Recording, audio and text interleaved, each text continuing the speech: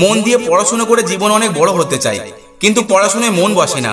পড়াশোনা করতে একদম ভালো লাগে না। মন বারবার মোবাইলের দিকে চলে যায়। নিজেকে বোঝাই, মোটিভেট করি, মোটিভেশন ভিডিও দেখি, কিন্তু মোটিভেশনের প্রভাব 10 মিনিটের বেশি থাকে না। শোনো বন্ধু, 14 থেকে 25 বছর এটা জীবনের এমনই গুরুত্বপূর্ণ সময়। এই সময়টাকে যদি সঠিকভাবে ব্যবহার করতে পারো, জীবন তোমাকে সফলতার শিখরে পৌঁছে দেবে, অথবা ব্যর্থতা তোমার জীবনের সঙ্গী হবে। আজ এক্ষুনি নিজেকে একটা প্রশ্ন করো, আজ থেকে ঠিক 5 বছর বা 10 বছর পরে নিজেকে ঠিক কোন জায়গায় দেখতে চাও? কতদিন আর বাবা মায়ের উপর নির্ভর করে থাকবে? কতদিন? রাজা হতে গেলে শ্রমিকের মতো পরিশ্রম করতেই হয়। সূর্যের মতো নিজেকে চমকাতে গেলে সূর্যের তাপে নিজেকে পোড়াতেই হবে।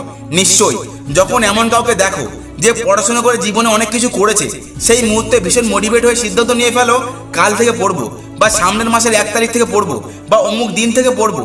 আর কতদিন কাল করবে? একদিন এমনও দিন আসবে যেদিন তোমার জীবনের শেষ দিন হবে। সেদিনও কি বলবে কাল করব? তুমি পড়াশোনার মতো একটা মহৎ কাজ করার জন্য ক্যালেন্ডারে একটা তারিখের উপর নির্ভর করে বসে থাকছো। একবার ওই মানুষগুলোর দিকে তাকিয়ে দেখো, তোমার উপরে কতটা ভরসা করে বসে আছে।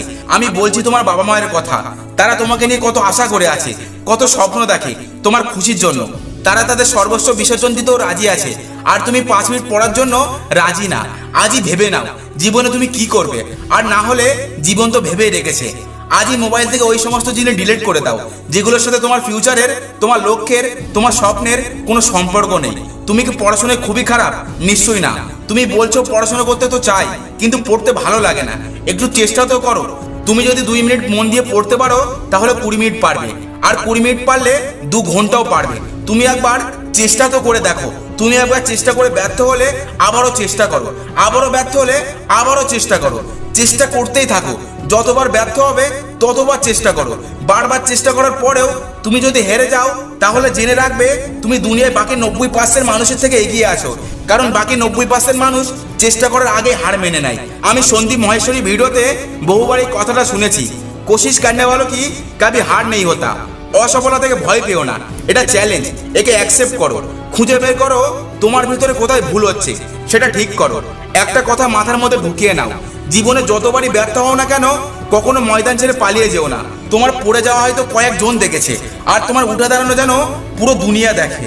পড়াশোনা করতে ভালো না লাগলেও পড়ো, নিজের জন্য পড়ো, শত্রুর সাথে মোকাবিলা করার জন্য পড়ো, বাবা মায়ের জন্য পড়ো, কারণ ওদের একমাত্র ভরসা তুমি। সবারই জীবনে এমন একটা স্বপ্ন থাকে, যে স্বপ্ন পূরণ করার জন্য দিনরাত অক্লান্ত পরিশ্রম করতে হয়। আমি জানি না তোমার জীবনে কোনো স্বপ্ন আছে কি না, কিন্তু আমি এটা জানি, লক্ষ লক্ষ ভিডিওর মধ্য থেকে তুমি যদি এই ভিডিওটা দেখছো, তাহলে তোমার মধ্যে অবশ্যই কিছু স্পেশাল গুণ আছে।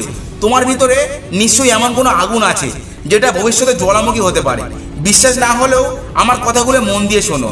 বিশ্বাস না হলেও আমার কথাগুলো সত্যি বলে মেনে নাও। যদি তুমি সত্যি বলে মেনে নাও, তাহলে তোমাকে জীবনে সফল হওয়া থেকে কেউ আটকাতে পারবে না। আমি জানি না তুমি কে, আমার এই ভিডিও দেখছো, কিন্তু এটা জানি তুমি জীবনে সফলতার শিখরে পৌঁছাবে। তোমার প্রতিটা স্বপ্ন পূরণ হবে। তাই আর সময় নষ্ট করো না।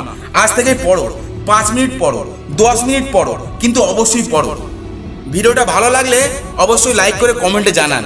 আর এমন সব ভিডিও পাওয়ার জন্য রনি মোটিভেশন বাংলা চ্যানেলটা সাবস্ক্রাইব করে আমাদের পাশে থাকুন। ধন্যবাদ।